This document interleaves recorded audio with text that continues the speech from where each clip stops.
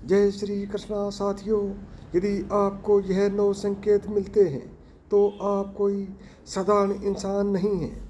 जान लीजिए क्या हैं ये 9 संकेत।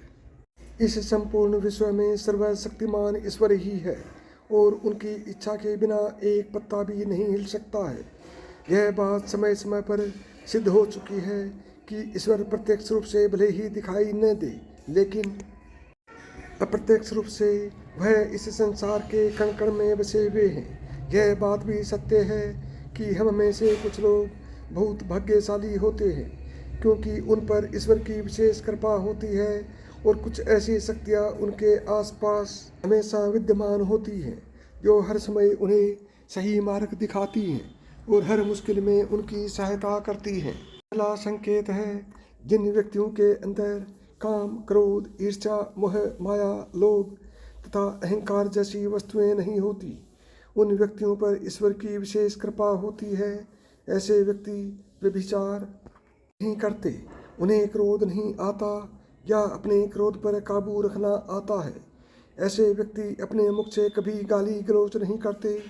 ऐसे व्यक्ति अपने मन में ईर्ष्या की भावना न रखकर दया और प्रेम की भावना से दूसरों से पेश आते हैं। ऐसे व्यक्ति संतोषवर्ती के होते हैं, यानी कि उसे किसी भी वस्तु का अत्यधिक लालच नहीं होता है।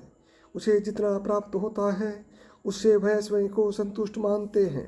दूसरा संकेत, यदि किसी व्यक्ति को सपने में कई बार मंदिर या उसके आसपास का परिसर दिखाई देता है तो शास्त्रों में ऐसे व्यक्ति को भाग्यशाली माना गया है।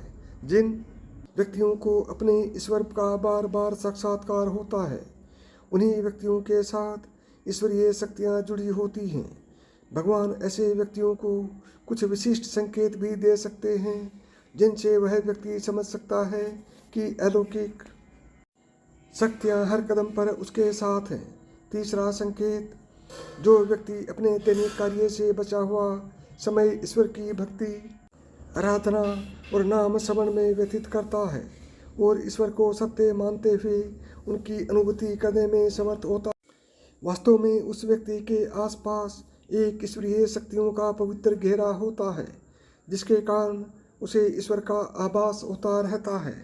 चौथा संकेत, जो व्यक्ति समाज के प्रति अपना दायित्व समझते हुए सद्कार्य और पुण्य के काम करते हैं तथा मुसीबत में फंसे लोगों वह गरीब और लाचार व्यक्तियों की यथासंभव सहायता करते हैं। आपदा और विपदा के समय मनुष्य तथा पशु पक्षियों की हर तरह से सहायता करते हैं तथा वृद्ध, असहाय और अपंग लोगों की समर्पित भाव से सेवा करना अपना कर्तव्य समझते हैं।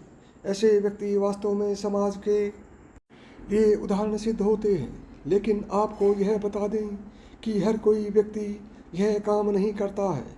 यह काम केवल वही व्यक्ति करते हैं जिस व्यक्ति के ऊपर भगवान की विशेष कृपा होती है। तभी उस व्यक्ति के अंदर ही ऐसे गुण उत्पन्न होते हैं। ऐसे व्यक्ति अंत में मोक्ष प्राप्त कर लेते हैं। पांचवा संकेत, ईश्वरीय कृपा प्राप्त व्यक्तियों में एक अनोखी शक्ति भी होती है और वह शक्ति है पूर्वाभ्यास। पूर्वाभ्यास यानी कि भविष्य में होने वाली कुछ विशेष घटनाओं का पहले ही आभास हो जाना।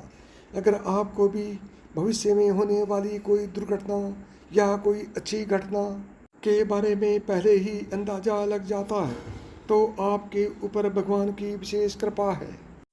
छठवां संकेत, कुछ लोगों को हमेशा अपने आसपास एक विशिष्ट प्रकार की सुगंध का अनुभव होता है।